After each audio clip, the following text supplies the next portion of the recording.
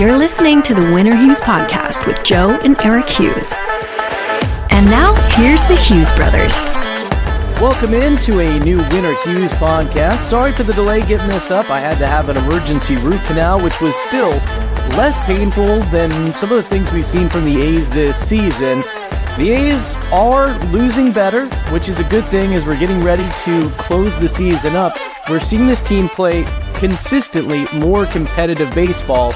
However, it is still going to go down as one of the worst seasons in A's history and in Oakland history. The team now has 100 losses on the season, back-to-back years with 100 losses, something they have never done during their time in Oakland. You have to go all the way back to the team's time in Kansas City, the last time that an A's team lost 100 or more games in back-to-back seasons. So, Rick, how do you kind of marry those two things as we're getting into this kind of home stretch of baseball with how bad the season is overall versus what we're seeing down the stretch and trying to marry those two things together? Kind of puts the season into perspective, especially when you mention that back-to-back 100-loss seasons. But one of the things that I think the A's fans can take away is that they're kind of ending on a high, right? We're seeing a lot of really good baseball late in the year, which is something all baseball teams want to see, especially if you're heading to the playoffs. That's when you need to be playing your best baseball. For a team that we really don't have a lot to play for, and it seems like other teams are looking at us like we don't have a lot to play for either. The last few games here, the A's have shown some of those teams, the Rangers, the Astros, teams that do have something to play for that, hey, this team's still going to put up a fight. So as a fan, that is something that I am excited to see, that they're still fighting. And so it is a season that is pretty much done and dusted. It's just how bad is it going to get? But to see that we have some solid pieces for what's going forward for next year, and that's kind of what I think a lot of A's fans expected for this season. I think it, would be absolutely, if this season was reversed, right? Like if we started with like Geloff and Soderstrom, and then by the end of it, we have Aledmys Diaz and Jace Peterson. And so that would be, tragic. But this is, I think, what A's fans hope to see, and I think we are seeing that. And to see them clicking now and to play good baseball against teams that are fighting for the playoffs, you can't help but be hopeful for what next season could bring. It's really all you kind of have left if you're a bad team is A, the development, which the A's are doing with these young guys that we're getting a chance to see, the Zach Geloffs of the world, Lawrence Butler, even guys like Shea Langoliers and Estuary Ruiz and Ryan Noda, guys who feel like they've been here longer, but they're still rookies or in their first full season. And I think the other thing is you play spoiler, right? You match up against those teams that are going to go to the playoffs to see how you're doing. It'd be one thing if the A's were playing better baseball against the Kansas City Royals or White Sox, but you're right. It does hit a little different when you go into Seattle and have a chance to win a series there. One bad inning of relief pitching cost the A's a chance to win a series against a potential playoff team in the Mariners. They mixed and matched against the Rangers, and they were in a lot of those games, even ones that they lost. And now you roll into Houston, and you face two guys in Framber Valdez and Justin Verlander, who have been the boogeyman as far as A's hitting has been concerned over the last few years, and you dominate. You look like the better team for 2 out of the 3 games. And fortunately, in that third game, after the A's had 2 of their best wins of the season, you didn't get no hit. You not only that, you didn't get shut out. And that was going to, definitely put the season back into perspective, right? If there were 2 no-hitters in one season, credit to the A's, which just goes back to what we were saying was they didn't give up. They didn't say, well, this is it. We're just going to hang our tails between our legs and we'll come out tomorrow. And when it was really starting to look like they were facing the second no-hitter of the year, they turned around and got 2 runs. So credit to them. They're showing fight, and that's fight that I just don't think the team that was on the field earlier this season had in them. I was trying to figure out exactly what is the split point for how you measure those two teams, because you have the team that started 12-50, just how horrifying that thought is, versus the team that's playing well down the stretch. I mean, we've got a chance to close out the last month of the season with a winning record. The A's are 12-10 over their last 22 games. And that's a positive. Like you mentioned, building on something, especially a team that started 12-50. I was thinking about kind of splitting it up as like, instead of AD and BC, as like AG and BG is like before Geloff and after Geloff kind of thing. But I didn't know if that gave him too much credit because it is such a youth movement that they lead into. But here. It is a team sport, so I don't think it does just give him all the credit, but it does show the spark that he provided. And I don't want to take away from what he's done individually, because that has just been super impressive. And I think I saw before the last game against the Astros, he was still close to that 270 mark. So he's still showing a lot of consistency for average. I am seeing a few more 0 for 2s, 0 for 3s when he's coming into the at-bats, but that's absolutely what you would expect to see. But his individual performance, it sometimes carries the team, but you've also seen the spark that it's provided. And one of the things that we've seen is Aledmys Diaz getting a spark that has shown him play to, I think, the level that everyone was probably expecting him to play, I'm sure himself included. So I think that the BG, AG, sorry, whatever you want to call it, I got mixed up. No, I think that's appropriate, because that's where we definitely saw a shift to the younger guys, and we saw the spark that the younger guys were able to deliver for the team. It's just a level of consistency that he brings. Like, as it's baseball, even the best guys in the world are going to have those 0 for 2 nights and 0 for 3 and 0 for 4 nights, but he doesn't last in them for a week or 2 weeks. It's going to be a game or two, you make an adjustment, and he's back on track. The other thing I've been really impressed with, the defense. Part of Zach Geloff's journey was trying to figure out, was he going to be a third baseman? Was he going to be a shortstop? Was he going to wind up where he looks like he's settling in at second base? Because he's pretty big for a second baseman. I mean, you think about the history of A's second baseman, whether it was, Frank Medicino or Mark Ellis, not exactly the biggest dudes in the world, but Zach Geloff is a pretty big dude. And the way that he has settled in, I feel like I'm seeing a lot more double plays turned with Nick Allen and Zach Geloff. And just the way the ball is getting around when there is a chance for a double play is so much smoother than it was earlier in the season, which is a big deal when you consider that, hey, they have put in things to stop the shift and they've made the bases bigger. So those bang plays, like when you're trying to turn a double play, it's got to be quick. And I really feel like that's another thing that Zach Geloff has helped some of the A's players kind of settle into, because that really helps the pitching. When you can erase something with a double play, it makes a huge difference for those young guys like Ken Waldichuk, who really looks like he's coming into his own down the stretch. Well, without a doubt, and it's hard to continue the last point when you bring up Waldichuk, because that just right away brought up what an incredible outing he just had, where he went 6 innings and no hits.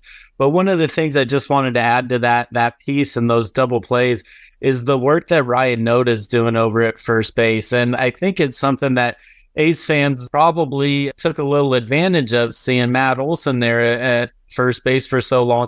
When you have a Gold Glove first baseman over there, you expect to see some of those plays made. And you really see the difficulty when you see a guy that's getting moved there, or he's not used to there, or he's playing there every other day. And you saw with the Phillies when they put Bryce Harper over there, and just he is a great baseball player, and it's just a whole nother mitt that you're dealing with. So there's a whole different aspect to it. And I know A's fans love that Moneyball piece with Atterberg, and tell them, Ron, it's just the same thing now. It's incredibly incredibly different. No, I just want to give Ryan Noda some credit to that as well, because he, I think, is a big piece to that double play and puzzle, and for the team as well. And then Waldichuk, wow, he has just he and Sears, I think we kind of talked earlier in the podcast that, I don't really see those guys as like the 2-3 guys on a big three. But if you can have those guys as 4 or 5, and they're still young and they're still developing, and this was a development season for them too. But if they keep developing like they've been doing, and you see the stuff and the potential that they have, and Waldichuk, really dominant performance to show that it's there. Sears has had a lot of consistency, some learning curves with how much he's been pitching this year. But if those guys can keep developing, not only would you be really proud and happy to have them as your 4 or 5 guys, they could definitely challenge to be your 2, 3 guys. Waldichuk has had an interesting journey because he came over. He was a highly touted prospect that the A's got in the Frankie Montas deal. He was an MLB pipeline top 100 prospect. So the A's were really high on him. And he showed a lot of promise at the end of last season. He had that big start against the Angels when he went 7 innings in the final start of the season last year. And that really made a lot of people within the A's organization feel confident that he was ready to be, a part of this rotation going forward.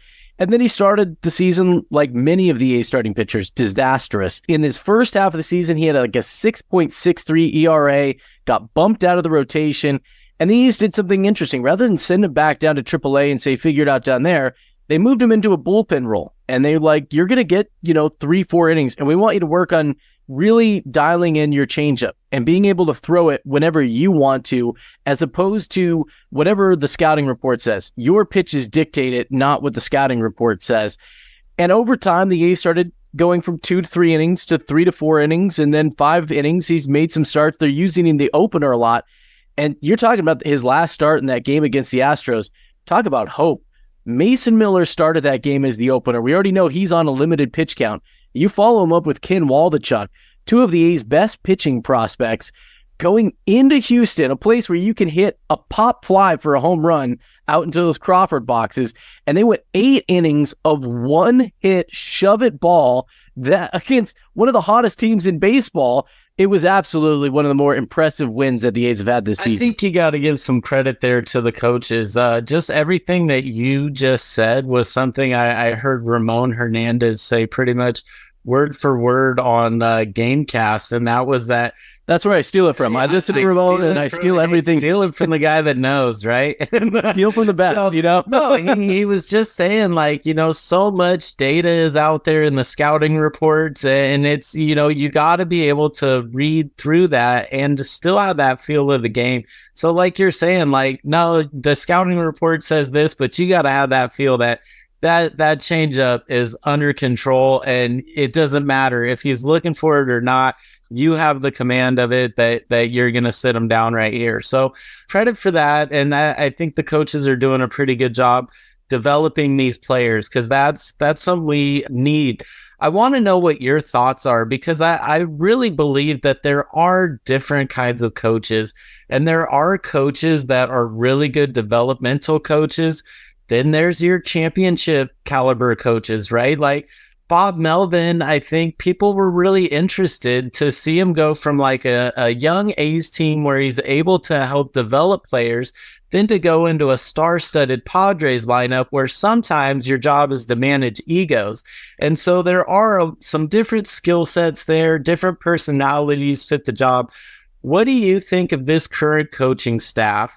And I do think that they're in a developmental phase. And do you think that this is the appropriate staff to move forward? Do you think they have what it takes to go beyond development into implementation into hopefully championship? The initial reviews are kind of a little bit mixed, but they're coming around, because at the end of the year, we have seen Ken Waldichuk look like he's turned that corner and look like next year he is ready to be the guy that the A's were hoping for this year. I think another guy that I look at is Shea Langoliers, a guy that really coming on in the final month, and he had a lot on his plate this year. We've talked about this in other podcasts where the A's have already used a record number of pitchers. So his first full season as a full-time catcher, he's got to learn a record number of pitchers. Most of them he didn't spend any time in the minor leagues with, and he's got to figure out new rules that require holding runners on. Well, you also have to figure out big league pitching on your own. So the thing that suffered the most was his hitting. And we've talked about it, the ability to control the run game has been a huge strength for him this year, where he's one of the elite players in baseball at throwing out attempted runners above average. And now we're seeing that power potential kind of reemerge in that final month of the season.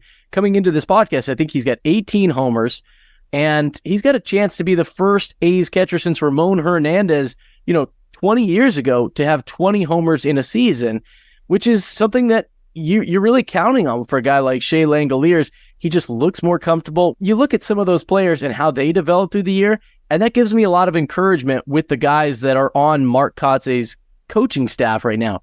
how they handle guys like Lawrence Butler and Tyler Soderstrom struggling right now, that'll be another part of the puzzle. But overall, I mean, I'm feeling really encouraged that the A's are playing their best baseball after a really long, miserable season. It's looking like things are coming together. So my question is, let's say this team shows that they're made out of maybe the same stuff of the 2012 team, and that they right stuff, that the good stuff, right? And that they come out next year and they are number one in the wild card. Miller is just having a incredible season. We get some solid seasons from some other players there.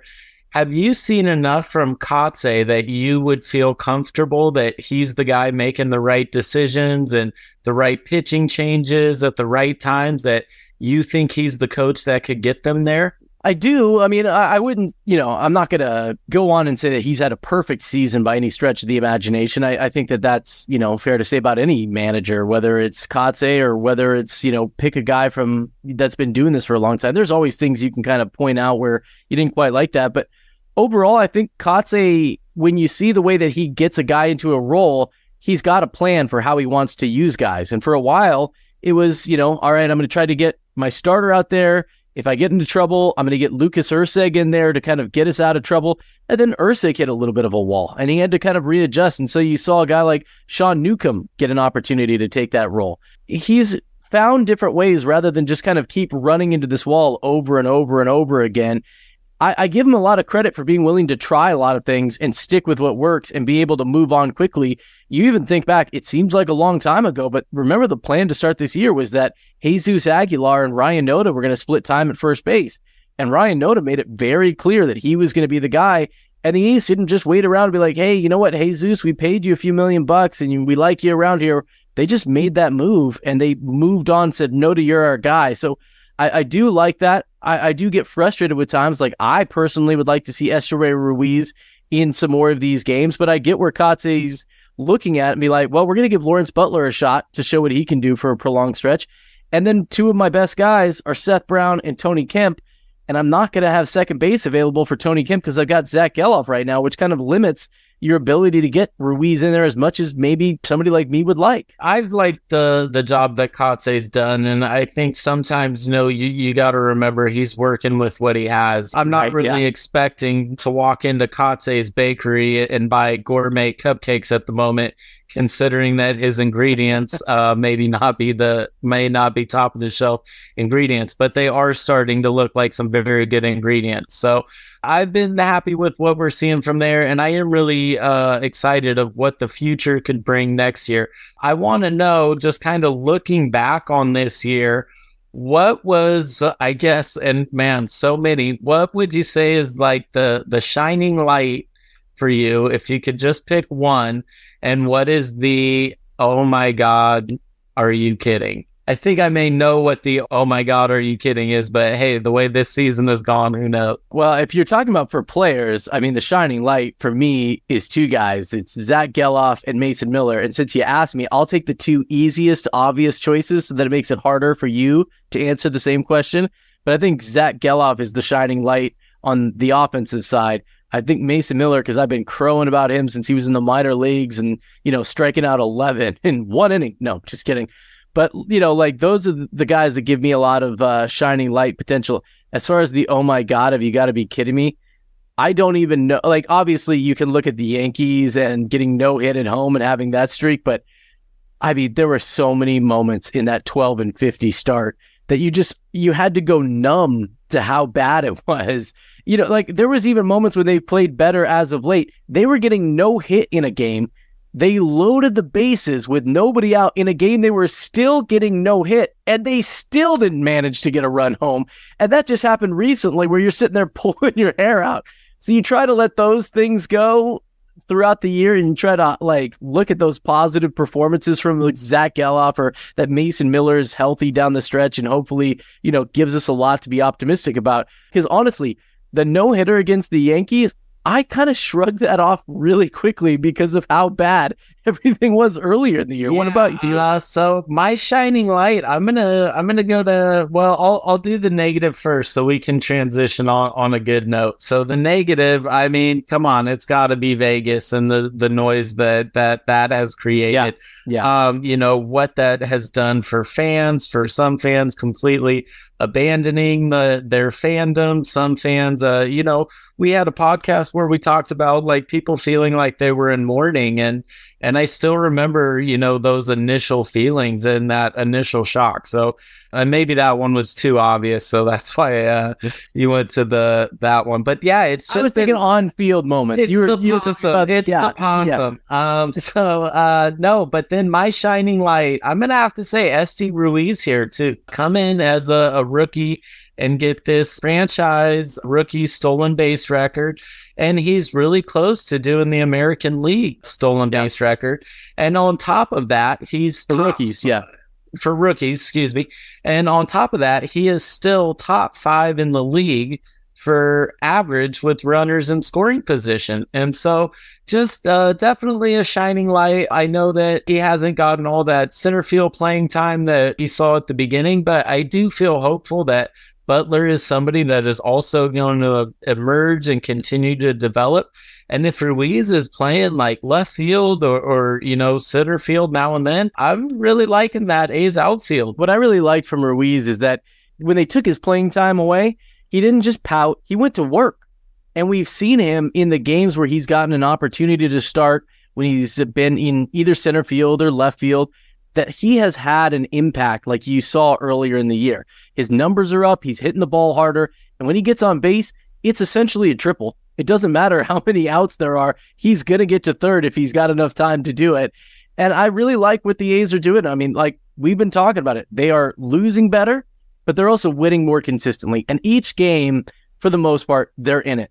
And even a game like we just saw, the series finale against the Astros, they won the first 2 games. They came out, they got no hit for the majority of that game, but they didn't go quietly into the night with their 1 hit and 2 walks. They worked hard. They managed to get a couple runs across. That leaves you feeling a lot better than if you got no hit or 1 hit and you just barely got by the skin of your teeth. That's kind of an effort I like to see from a team that's learning how to win, which is a skill in its own right. And another moment that I would say is the shining light from this season, which is if you're going to bring up Vegas as the kind of the overarching doom, the reverse boycott was one of the coolest moments going to a game in any season I can remember. Yeah, absolutely. And this is a season where I got to participate in the flag ceremony on opening day, right? And that's like long been forgotten. Yeah. But yeah, the reverse boycott was incredible because we're A's fans. You see other A's fans. This is also the Bay Area where if you're walking down the street and you see somebody you don't know, you don't really like, hey, good morning, Yeah. And so those vibes were very different, right? Because there was just this whole communal support. The parking lot before that reverse boycott was unlike anything I'd ever seen.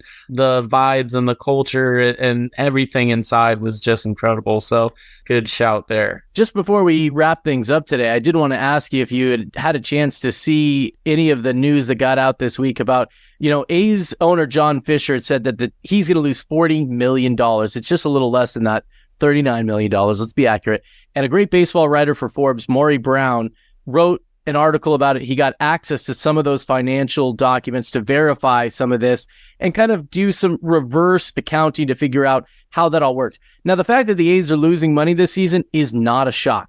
You're talking about an owner who announced that they were looking at moving out of not just the city, out of the state, while raising ticket prices, raising parking. Not surprising, a lot of those customers didn't want to show up to that. And you had people that were season ticket holders not opt in for their season tickets, instead opting, if I am going to go to a game, I'm going to try to get those $10 tickets. So I'm going to try to get those cheaper tickets. And so not as many people are going to the game this year. So it's not surprising that some of those numbers come out. But, I heard Casey Pratt bring this up, is if John Fisher's defense is that I'm losing $40 million, isn't that about your ownership and not about your customers because you're the one that owns a team that makes the decisions? Not a bush I want to beat around too much, but, a little bit. I feel like we live in a capitalist society. Shouldn't your business fail? And so I don't want to go into that too much. So cut that. Yeah. Well, I did think there was an interesting piece. I think it was Evan Drellich of The Athletic wrote it. I think I sent the article to you that it was something that you've been talking about, is that Major League Baseball owners seem to be picking up, hey, you know what? We should be following this A's model of trying to get more money out of public entities and governments. And that is all of a sudden you're seeing a surge of owners, not just, the ones that we knew about like the A's and Rays. You're seeing every owner coming out of the woodwork with their hand out being like, gimme. And without, getting on my soapbox again, but that's why I do see... Can't blame everything on Aledmys Diaz. He's tied to this. He's at the center of it. But that's why I do see in baseball's 5 to 10 year plan, like a globalized plan, because I do think that there are some exploitative things happening. And I think, Major League Baseball is a business that oftentimes turns a blind eye as long as it's making money. And so I do think that we are seeing more and more exploitative practices from the owners, clearly being encouraged by Major League Baseball. And so I do think, well, what's the next step? More markets. Let's go global. So I'll leave it at that before, but Aledmys Diaz is behind it all. No, I'm just kidding. I think the most transparent thing was that a couple weeks ago when we had Oakland Mayor come out and say that the city would be willing to discuss an extension of the lease. And now we've got a report from Bob Nightingale of USA Today saying that Major League Baseball would be willing to make the A's one of the expansion markets when they did, if the A's were to leave. It just seems so transparent that Major League Baseball is trying to look at that situation and then make a promise that they have no intention of keeping to get Oakland to engage in extension talks with the A's at the Coliseum and then never follow through on delivering the expansion franchise that would get that deal done. No, I agree with you. And I think one of the things that we've talked about is they do need their major league team playing in a major league quality field, and not just for the way it looks on TV. That is very important for marketing. But look at what just happened to former Bay Area Cal Bear quarterback Aaron Rodgers. Just had a season-ending injury on a field that a lot of Niners have gotten hurt on, that a lot of people are starting to say is not up to the quality that they need for the NFL. And I think the NFL Players Association is now saying, hey, we need grass fields here. So not only do you need that for the commercial aspect, but you need that for the safety of your players, because you can't have Aaron Judge coming out and then going out for the rest of the season, or Shohei Ohtani or Mike Trout or any of these other big stars that, the business does really rely on. It's funny that you bring that up, because now that the Oakland Coliseum is a baseball-only facility, what you have people talking about within the NFL, I heard the Kelsey brothers talk about it a little while ago on their podcast, that the worst stadium to play in is New York. It's where the Jets and Giants have that shared turf field where Nick Bosa got hurt, where Solomon Thomas got hurt a couple of years ago when the 49ers had to play back-to-back games against the Jets and Giants in New York. But before that, the worst stadium that NFL teams talked about was having to come play on the infield dirt in Oakland and get scratched up when they were sliding into where second base is or something like that. But now that that's gone, it's worked out for everybody, because that used to tear up the baseball field and make that rock hard, where you needed a guy with Estuary Ruiz's speed to get what would have been a single on any other day. But because of the rock hard field, when the bleachers have been out there, that ball was just skating all the way to center field. It was always kind of fun, though, to watch a baseball game and see some football hash marks, or to watch 20-yard line a football game and see an infield. So, yeah. It was a unique experience that was a lot more fun, if you didn't have to participate in it. But also, I think to your point about the A's having to play at a major league facility, it loses its luster really quickly. It's kind of fun for a little bit, but then you're like, okay, this is the professional level. this shouldn't be happening. Yeah, and I know they're doing the Little League game where they play at like a Little League stadium and they do the Field of Dreams game and things like that. But at some point, you can't just have every single game be like a novelty game. And you can, but you're not really going to have like a home fan base, right? But maybe the novelty game is perfect for Las Vegas. That's a good point. Well, this has been the Or Hughes podcast. New episodes every week, barring any dental emergencies. We'll have a new episode out. You can also find us on YouTube, and you can find us on social media at Or Hughes. You can also find me on Twitter at Vegas Joe Hughes, and we'll talk again next week. Thanks for listening to the Or Hughes podcast. Make sure to like and subscribe.